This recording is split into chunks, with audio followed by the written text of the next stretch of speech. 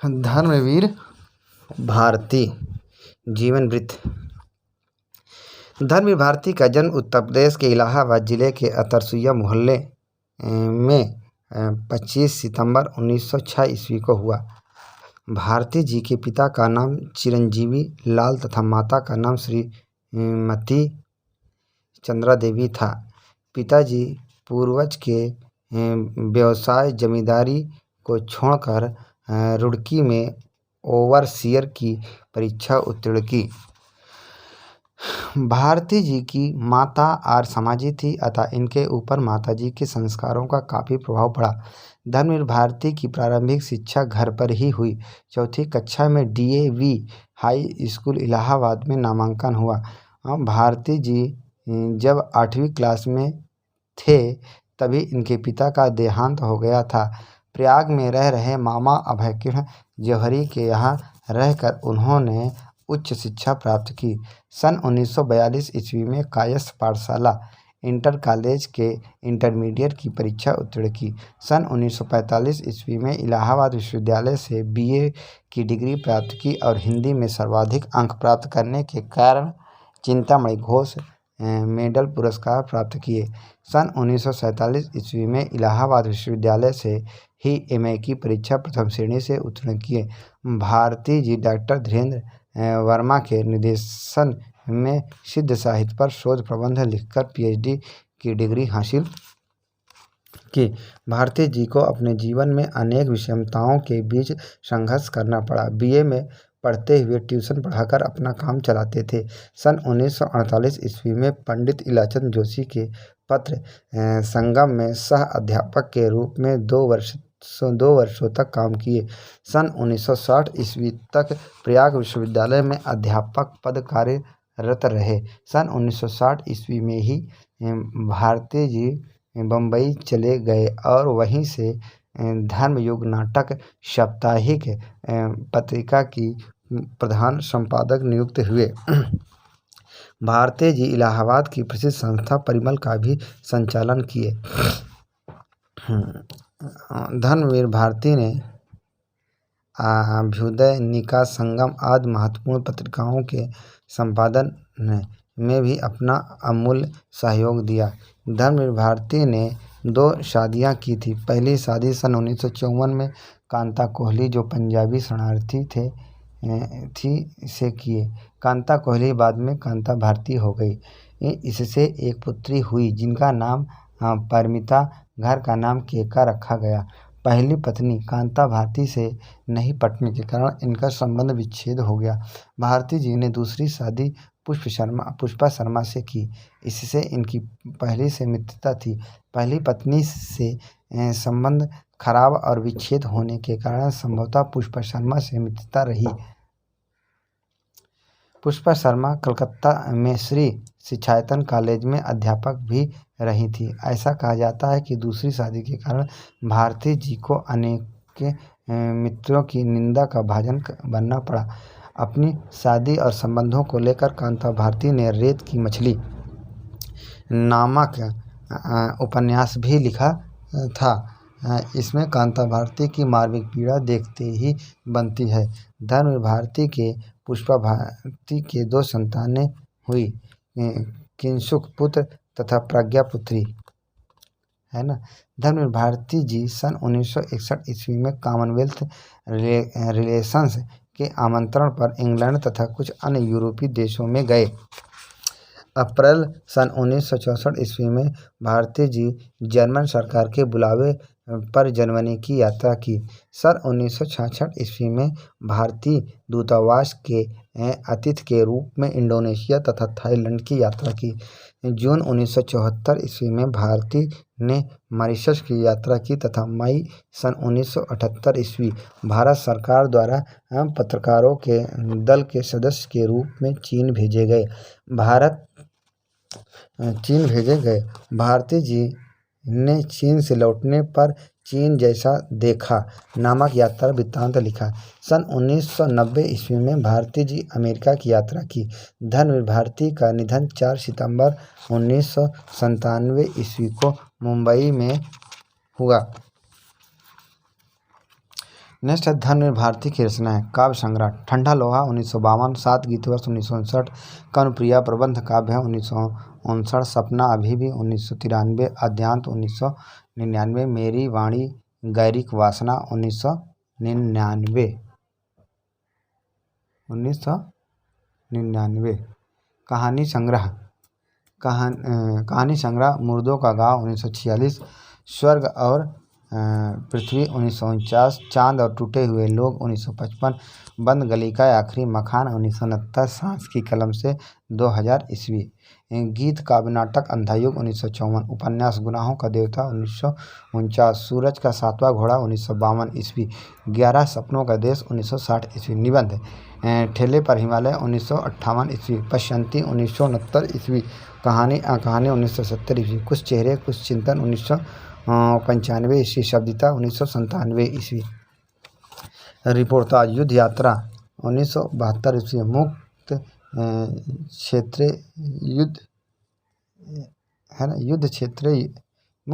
युद्ध क्षेत्र 1973, आलोचना प्रगतिवाद एक समीक्षा 1949, मानव मूल्य और साहित्य 1960, एकांकी संग्रह नदी प्यासी थी 1954 ईस्वी, शोध प्रबंध सिद्ध साहित्य 1968 ईस्वी, यात्रा साहित्य यात्रा चक्र 1994 ईस्वी, पत्र संकलन अक्षर यज्ञ 1999 ईस्वी, साक्षात्कार धर्मवीर भारती से साक्षात्कार 1998 ईस्वी, अनुवाद ऑस्कर वाइल्ड की कहानियाँ 1946 ईस्वी, देशांतर 21 देशों की आधुनिक कहानियाँ 1960 ईस्वी।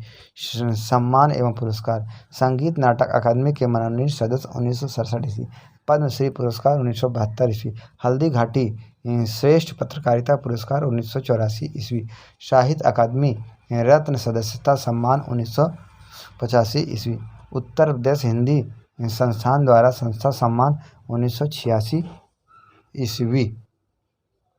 सर्वश्रेष्ठ नाटककार पुरस्कार संगीत नाटक अकादमी दिल्ली 1988 ईस्वी, डॉक्टर राजेंद्र प्रसाद शिखर सम्मान बिहार सरकार 1989 ईस्वी, गणेश शंकर विद्यार्थी पुरस्कार केंद्रीय हिंदी संस्थान आगरा 1989 ईस्वी, उत्तर प्रदेश हिंदी संस्थान द्वारा भारत भारती पुरस्कार 1989 ईस्वी, महाराष्ट्र सरकार द्वारा महाराष्ट्र गौरव सम्मान 1990 ईस्वी, साधना सम्मान केडिया स्मृति न्यास से 1991 ईस्वी,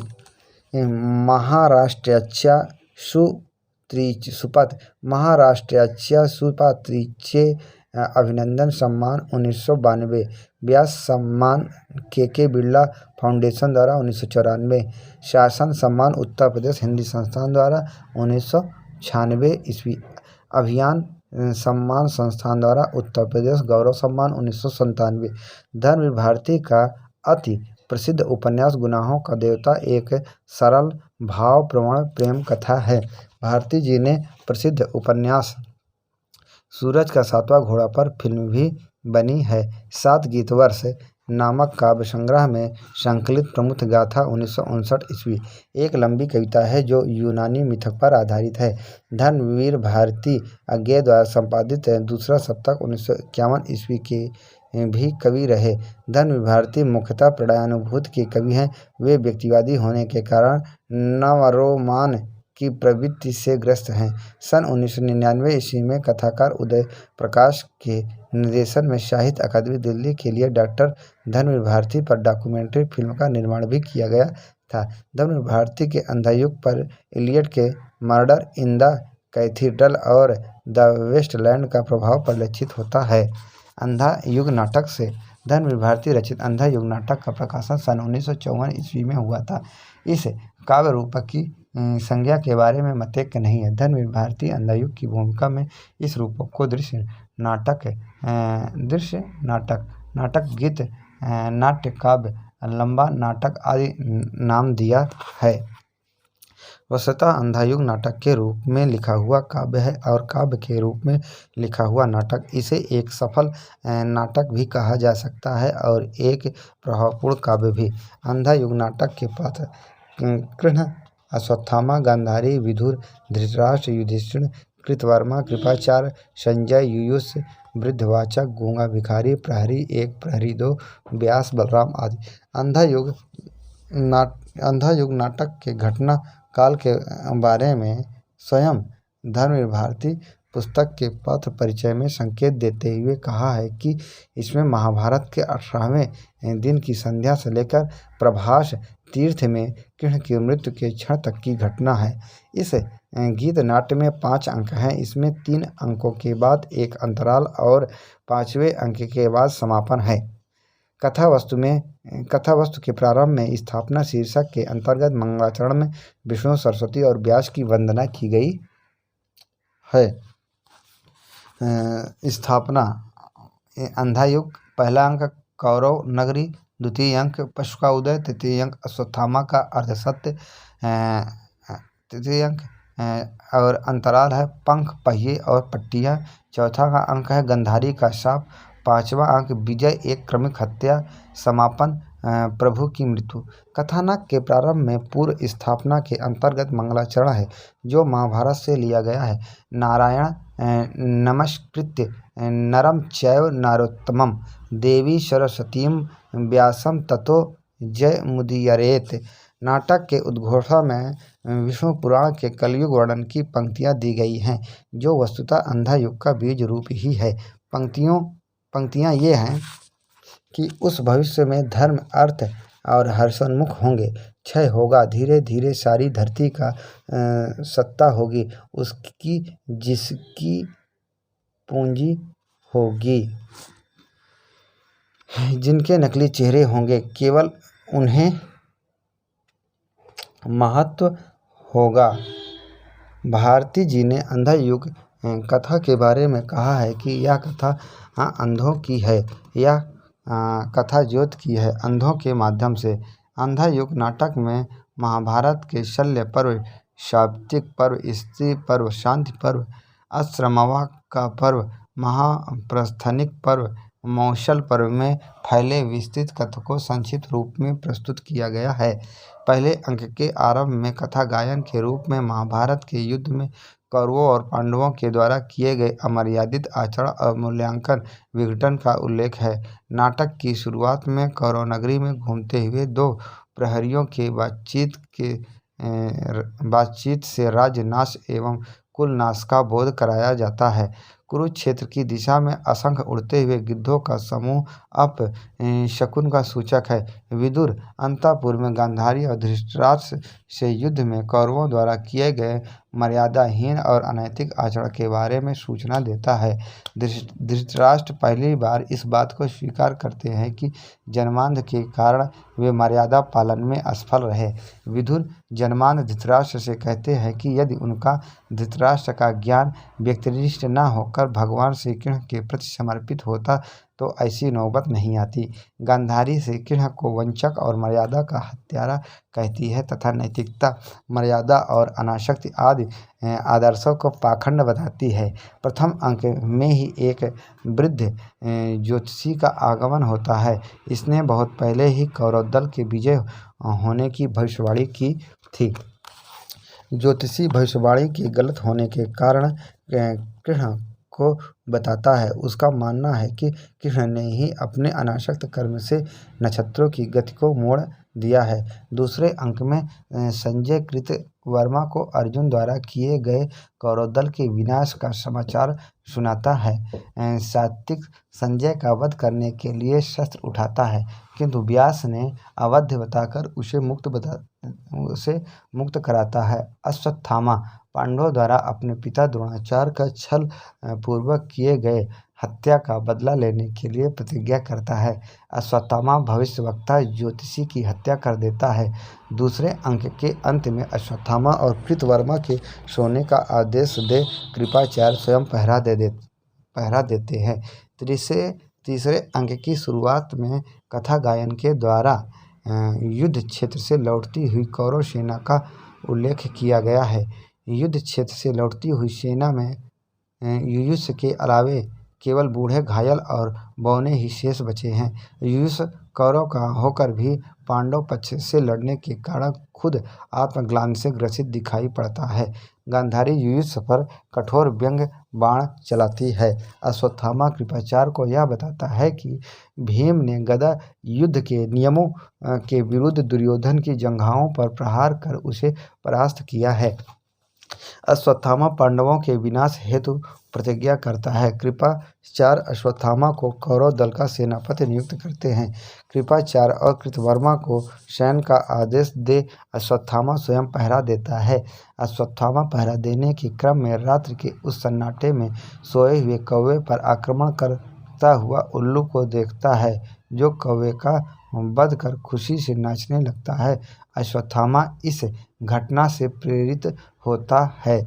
तीसरे अंक के बाद अंतराल आया है, जिसका शीर्षक पंख, पहिए और पट्टियां हैं। अंतराल शीर्षक में अश्वत्थामा के द्वारा मारे गए वृद्ध भविष्यवक्ता की प्रेतात्मा को प्रवेश करते दिखाया गया है। अंतराल शीर्षक में ही महादेव एक विशालकाय दानव पुरुष के रूप में पांडव शिविर के द्वार पर उपस्थित है, अश्वत्थामा को प्रवेश से रोकते हैं। चतुर्थ अंक में अश्वत्थामा की स्तुति से भगवान आशुतोष महादेव उसे पांडव के शिविर में जाने की अनुमति प्रदान करते हैं। अश्वत्थामा धृष्ट, द्युम्न, शतानीक और शिखंडी की हत्या करता है। शेष पांडव योद्धाओं के द्वार पर स्थित कृतवर्मा और कृपाचार्य ने मिलकर हत्या कर दी। चतुर्थ अंक में ही दुर्योधन की मृत्यु हो गई। अर्जुन के बाणों से घायल अश्वत्थामा ब्रह्मास्त्र का प्रयोग करता है। कृष्ण के कहने पर अर्जुन भी ब्रह्मास्त्र का प्रयोग करता है, किंतु व्यास जी के कहने पर उसे वापस कर देता है। अश्वत्थामा का ब्रह्मास्त्र उत्तरा के गर्भ पर गिरता है। कृष्ण अर्जुन को आश्वस्त करते हैं कि उत्तरा के मृत शिशु जीवित हो जाएंगे। कृष्ण अश्वत्थामा को यह शाप देते हैं कि वह पीप घावों से युक्त दुर्गंध शरीर वाले होकर दुर्गम स्थानों पर भटकता रहेगा। गांधारी युद्ध भूमि में पड़े दुर्योधन के अस्थि पंजर को देखकर कृष्ण को शाप देती है, तुम स्वयं अपने वंश को विनाश करके किसी साधारण व्याध के हाथों मारे जाओगे। पांचवा अंक, जिसका शीर्षक है विजय, एक क्रमिक हत्या के शुरू में कथानक होता है, जिसमें पांडव राज्य की स्थापना का वर्णन है। कौरवों के राज्य में पांडव का अधिपत्य होता है और वहां युधिष्ठिर का राज्याभिषेक होता है। भीम के कटु वचनों से आहत हो धृतराष्ट्र और गांधारी वन चले जाते हैं। युयुत्सु भी अपमानित हो भले ही आत्महत्या करना चाहता है, किंतु बच जाता है। अंत में कुंती, गांधारी, धृतराष्ट्र आदि भीषण दवाग्नि जल में लगी आग में भस्म हो जाते हैं। अंधा युग नाटक का अंत समापन प्रभु की मृत्यु शीर्षक है, जहाँ जरा नामक व्याध कृष्ण के बाएं पैर को मृग मुख समझकर बाण चलाता है, जिससे प्रभु की मृत्यु हो जाती है। बाण चलाने पर प्रभु के शरीर से पीप भरे नीले रक्त को देखकर अश्वत्थामा प्रसन्न होता है। उसे लगता है कि प्रभु ने अपने रक्त से उसकी पीड़ा को व्यक्त किया है। अश्वत्थामा के मन में प्रभु के प्रति आस्था का उदय होता है। वस्तुतः इस गीतनाट्य के माध्यम से डॉक्टर धर्मवीर भारती इस सत्य और कथ्य की ओर संकेत करते हैं कि युद्ध में कोई विजयी नहीं होता। जिन मूल्यों महत्वाकांक्षाओं के लिए युद्ध लड़ा जाता है, उसी को तहस नहस कर दिया जाता है। सत्य, धर्म और मर्यादा का मूल्य महत्व किसी भी पक्ष में नहीं रह जाता। अंधी प्रवृत्तियों से परिलक्षित मनुष्य अपने भीतर के मनुष्यत्व को खो देता है। वस्तुतः हर युद्ध के बाद अंधा युग ही अवतरित होता है, चाहे वह महाभारत हो या वर्तमान समय के विश्व युद्ध। युद्ध के बाद सबके मन में यह अंधा युग उतर आता है। मन में बसती है अश्वत्थामा की पशुता, बर्बरता और प्रतिशोध की विध्वंसकारी ज्वाला, संजय की आक्रामकता एवं निरर्थकता, विदुर का संशय, युयुत्सु की अनास्था आदि। धर्मवीर भारती इस नाटक के द्वारा युद्ध की विभीषिका और परिणाम के बारे में स्पष्ट करते हुए यह भी बताते हैं कि युद्ध के तांडव लीला में मानव मन में व्याप्त सत्य, शिव और सुंदर को कुचल दिया जाता है और उसकी जगह अनास्था, निराशा, प्रतिशोध, बर्बरता, त्रास, कुंठा, स्वार्थपरता, रक्तपात, विध्वंस, कुरूपता, क्रूरता, पशुता आदि अमानवीय प्रवृत्ति प्रसूत हो जाती है। अंधा युग नाटक के पात्र भले ही महाभारत कालीन हैं, किंतु वे आधुनिक संदर्भों में विभिन्न मना स्थितियों एवं भावनाओं के प्रतीक बनकर आए हैं। ये प्रतीकात्मकता नाटक के नामकरण में, कथा तत्व में तथा पात्रों में सर्वत्र व्याप्त है। संजय उस आधुनिक मानव का प्रतीक है जो मर्यादा, नैतिकता एवं सत्य को खंडित होते हुए तटस्थ भाव को देखता हुआ अपनी व्यर्थता को प्रमाणित करता है। धृतराष्ट्र की जन्मंधता उसकी मोहांधता का प्रतीक है। आस्था के प्रति अनास्था का प्रतीक युयुत्सु है। अश्वत्थामा बर्बर पशु का प्रतीक है। नाटक की स्थापना में आए जिस गहन गुफा की चर्चा की गई है वह वस्तुतः सचमुच की गुफाएं न होकर मानव मन के कुंठित अंतर हृदय की गुफाओं का प्रतीक है। इस नाटक का केंद्रीय पात्र अश्वत्थामा को माना जाता है। अश्वत्थामा सत्य के ध्वजवाहक युधिष्ठिर के अर्धसत्य अश्वत्थामा हतो नरों व कुंजरों के कारण अंधा बर्बर पशु मात्र बनकर प्रतिशोध का ज्वलंत शिखा बन जाता है। अंधा युग का सर्वाधिक प्रभु विष्णु वाला चरित्र कृष्ण का है। इसमें कृष्ण का चरित्र राजनीतिक एवं भगवान दोनों ही रूपों में उजागर हुआ है। यद्यपि इस नाटक के अधिकांश पात्र कृष्ण को अन्यायी, प्रभुता का दुरुपयोग करने वाला, पशु और कूट बुद्धि वाला मानते हैं। युयुत्सु धृतराष्ट्र का पुत्र है जो पांडवों के पक्ष में जाकर अपने ही कौरव भाइयों से लड़ता है। वस्तुतः युयुत्सु दुर्योधन के पक्ष को अन्याय का पक्ष मानकर सत्य, न्याय और धर्म का साथ देने के लिए पांडव पंच में मिल जाता है। आस्था के प्रति अनास्था का सबसे गहरा स्वर युयुत्सु में है। वह आस्था को एक खोटा घिसा हुआ सिक्का मानता है।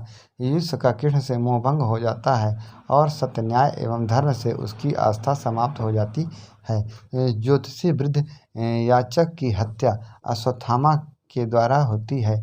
वही वृद्ध याचक प्रेत योनि में चला जाता है। भगवान कृष्ण ही उसे प्रेत योनि से मुक्त करते हैं और वही जरा नामक व्याध के रूप में आता है तथा वही कृष्ण के ऊपर बाण चलाता है। अंधा युग नाटक के महत्वपूर्ण पद उस भविष्य में धर्म, अर्थ, रहस्योन्मुख होंगे। क्षय होगा धीरे धीरे सारी धरती का विष्णु पुराण। यह कथा उन्हीं अंधों की है। यह कथा ज्योत की है, अंधों के माध्यम से उद्घोषणा के रूप में। पहला अंक, टुकड़े टुकड़े हो बिखर चुकी मर्यादा, उसको दोनों ही पक्षों ने तोड़ा है। पांडव के कुछ कम, कौरव ने कुछ ज़्यादा। मर्यादा मत तोड़ो, हुई मर्यादा मत तोड़ो, तोड़ो हुई मर्यादा कुचले हुए अजगर सी, तोड़ी हुई मर्यादा कुचले हुए अजगर सी गुंजलिका में कौरव वंश को लपेट कर सूखी लकड़ी सा तोड़ डालेगी। विदुर, कौरव जो मेरी मांसलता से उपजे थे वे ही थे अंतिम सत्य, मेरी ममता ही वहाँ नीति थी, मर्यादा थी। धृतराष्ट्र, आज मुझे भान हुआ मेरी वैयक्तिक सीमाओं के बाहर भी सत्य हुआ करता है। आज मुझे भान हुआ। धृतराष्ट्र, प्रभु ने कहा था यह ज्ञान को समर्पित नहीं, अधूरा है। विदुर, लेकिन अंधी नहीं थी मैं। धर्म, नीति, मर्यादा यह सब है केवल आडंबर मात्र।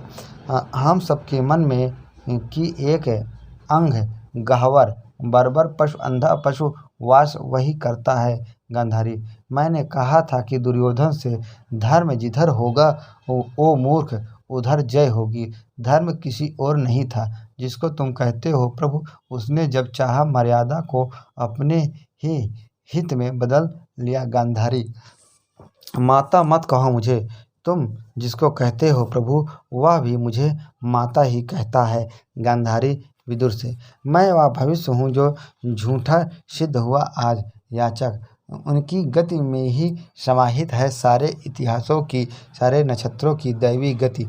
विदुर।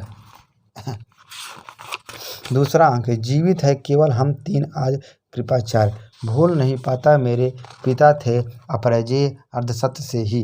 युधिष्ठिर ने उनका वध कर डाला। अश्वत्थामा, वध केवल वध केवल वध केवल वध केवल वध अंतिम अर्थ बनो मेरे अस्तित्व का। अश्वत्थामा, आज नहीं बच पाएगा वह इन भूखे पंजों से। ठहरो ठहरो ओ झूठे भविष्य काचक वृद्ध। अश्वत्थामा। तृतीय अंक, मेरा अपराध सिर्फ इतना है, सत्य पर रहा मैं दृढ़। पक्ष मैं असत्य का नहीं लूँगा। मैं भी हूँ कौरव पर सत्य बड़ा है। कौरव वंश से युयुष। बेटा, भुजाएं ये तुम्हारी पराक्रम भरी थकी तो नहीं अपने बंधुजनों का वध करते करते। गांधारी युयुष से। अंतिम परिणत में दोनों जर्जर करते हैं। पक्ष चाहे सत्य का हो अथवा असत्य का। युयुष। मुझको क्या मिला विदुर, मुझको क्या मिला युयुष। मेरी यह परिणत है स्नेह की, अगर मैं हूँ तो वह स्वीकार नहीं औरों को। युयुष। व्यास ने कहा मुझसे, कृष्ण जिधर होंगे जय भी उधर होगे। विदुर। अंतराल, पहले मैं झूठा भविष्य था, वृद्ध याचक था, अब मैं प्रेतात्मा हूँ। अश्वत्थामा ने मेरा वध किया। वृद्ध याचक।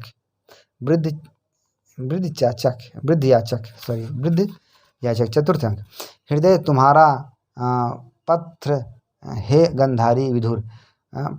हृदय तुम्हारा पत्थर है गंधारी विदुर। पत्थर की खानों से गड़ियाँ निकलती हैं। गांधारी। अंधों को सत्य दिखाने में क्या मुझको भी अंधा ही होना है। विदुर। ज्ञात क्या तुम्हें है परिणाम इस ब्रह्मास्त्र का। यदि यह लक्ष्य सिद्ध हुआ ओ नरपशु, तो आगे आने वाली सदियों तक पृथ्वी पर समय वनस्पति नहीं होगी।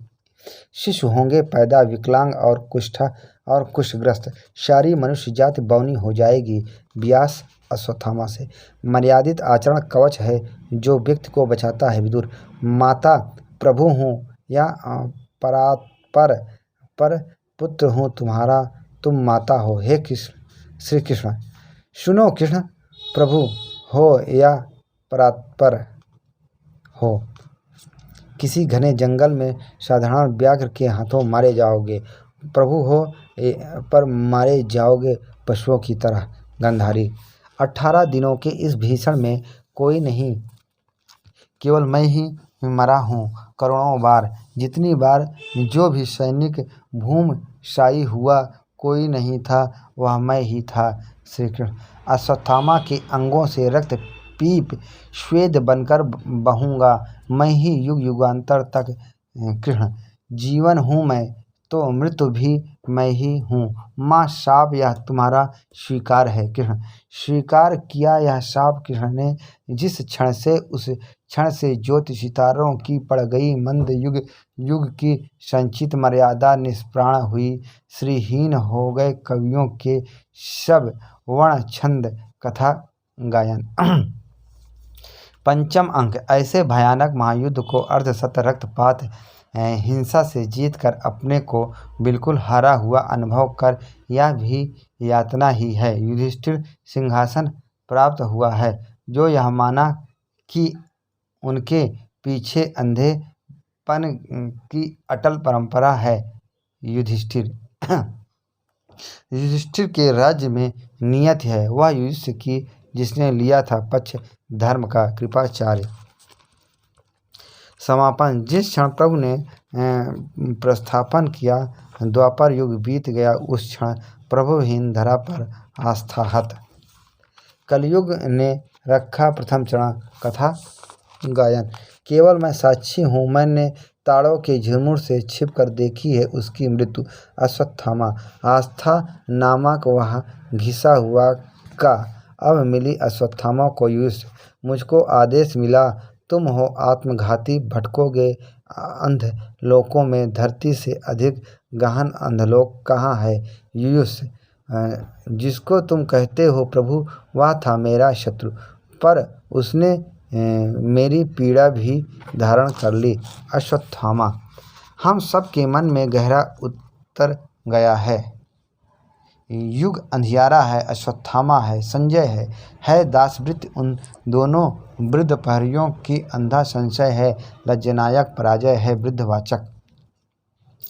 धर्मवीर भारती एवं अंधा युग के बारे में विद्वानों की राय। धर्मवीर भारती नाटक की भूमिका में केवल कुछ ही तत्व उत्पाद्य हैं, कुछ स्वकल्पित पात्र और कुछ स्वकल्पित घटनाएं। प्राचीन पद्धति भी इनकी अनुमति देती है। दो प्रहरी दो घटनाओं और स्थितियों पर अपनी व्याख्याएं देते चलते हैं। बहुत कुछ ग्रीक कोरस के निम्न वर्ग के पात्रों की भांत है, किंतु उनका अपना प्रतीकात्मक महत्व भी है। कृष्ण के वधकर्ता का नाम जरा था, ऐसा भागवत में भी मिलता है। लेखक ने उसे वृद्ध याचक की प्रेतकाया मान लिया है। डॉक्टर परमानंद श्रीवास्तव, कठिनाई यह है कि बहुत कुछ एक संपूर्ण काव्यकृत के रूप में भारती जी ने इसकी रचना की है। डॉक्टर धर्मवीर भारती अश्वत्थामा के चरित्र के बारे में कहते हैं कि अश्वत्थामा का चरित्र मेरे लिए एक पहेली हो गया था। उसके आंतरिक विकासक्रम में इतना प्रबल आवेग था कि मैं लिख डालता था और फिर काफ़ी रात गए छत पर टहलकर सोचा करता था कि अब अश्वत्थामा की घृणा, कटुता, आवेग, बिछोह, इन सबसे मैं आविष्ट था, कहीं कहीं आक्रांत भी। मैं बहुधा सोचता रहता था कि इतना हिंसात्मक, इतना पीड़ादायक पात्र मेरी चेतना में कहाँ अवस्थित था और क्यों। कृष्ण, सिंघल, अश्वत्थामा जैसी शक्तिशाली पात्र की सृष्टि के कारण अंधा युग हिंदी गीत नाट्य साहित्य एक विशिष्ट कृति बन गई है। डॉक्टर महेंद्र भटनागर अंधा युग की कई उपलब्धियां हैं। इनमें सबसे महत्वपूर्ण है भाषा, जिसमें बिंब प्रधानता और भाव तीव्रता के साथ बोलचाल की सहजता और प्रवाह है।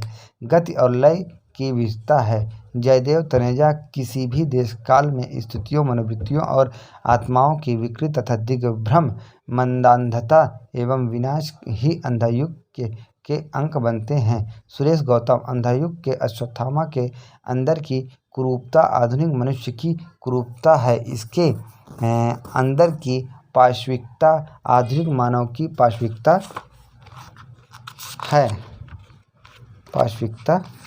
है।